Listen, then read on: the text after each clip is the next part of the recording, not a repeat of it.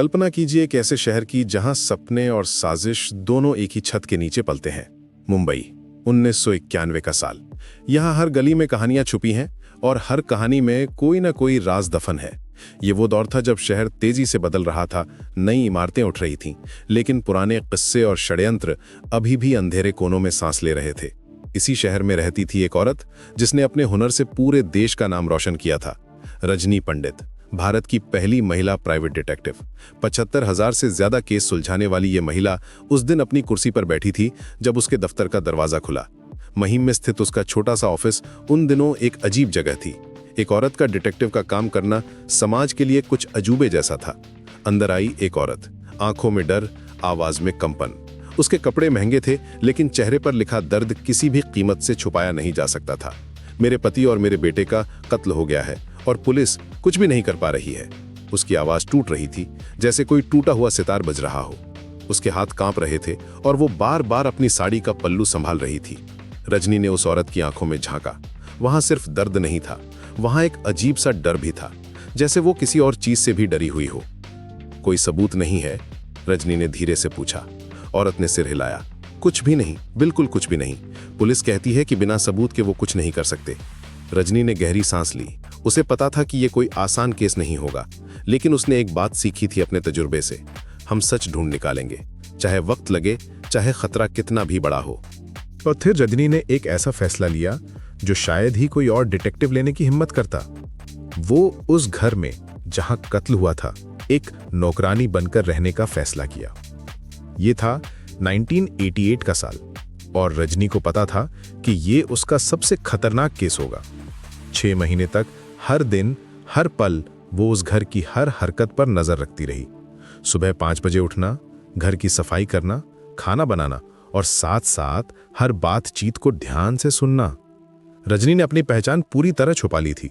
वो एक साधारण गांव की लड़की बन गई थी जिसे पैसों की सख्त जरूरत है। घर के लोग उसे एक मामूली नौकरानी समझते थे, लेकिन रजनी की आंखें हर छोटी से छोटी चीज को नोट कर रही थीं। दिन बीतते गए। रजनी चुपचाप अपना काम करती, लेकिन उसकी आंखें हमेशा चौकन्नी रहती। वो जानती थी कि छोटे सबूत ही बड़े राज खोलते हैं। हर बातचीत, हर फुसफुसाहट, हर अजीब हरकत, वो सब कुछ रिकॉर्ड कर रही थी। उसके पास एक छोटा सा टेप रिकॉर्डर था जो वो अपनी साड़ी के अंदर छुपा कर रखती थी। धीरे धीरे रजनी को समझ आने लगा कि इस घर में कुछ गड़बड़ है।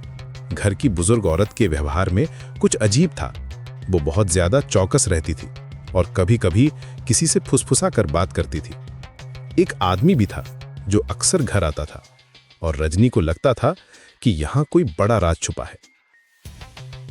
एक दिन जब घर में सब लोग बैठे बात कर रहे थे, रजनी अपना छोटा सा टेप रिकॉर्डर छुपा कर रख रही थी। अचानक वो उसके हाथ से फिसलकर गिर गया। आवाज हुई और सबकी नजरें उस तरफ मुड़ गई। पल भर के लिए सन्नाटा छा गया। रजनी का दिल तेजी से धड़कने लगा। उसे लगा जैसे समय रुक गया हो। घर की मालकिन ने शक भरी नजरों से उसे देखा।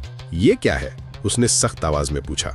लेकिन रजनी एक तजुर्बे का डिटेक्टिव थी। उसने तुरंत अपनी सफाई दी। मैडम, ये मेरा रेडियो है, गाने सुनने के लिए।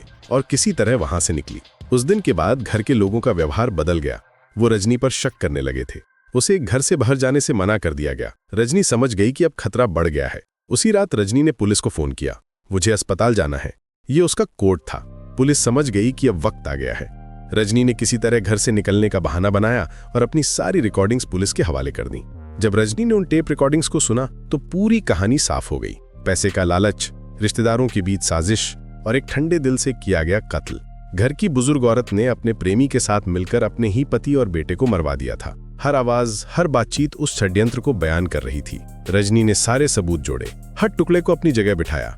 पैसे का मामला था, प्रॉपर्टी का झगड़ा था और सबसे बड़ी बात, एक औरत का अपने ही परिवार के साथ धोखा। रजनी को समझ आ गया कि कैसे ये सब प्लान किया गया था और फिर एक जाल बिछाया गया। पुलिस के साथ मिलकर रजनी ने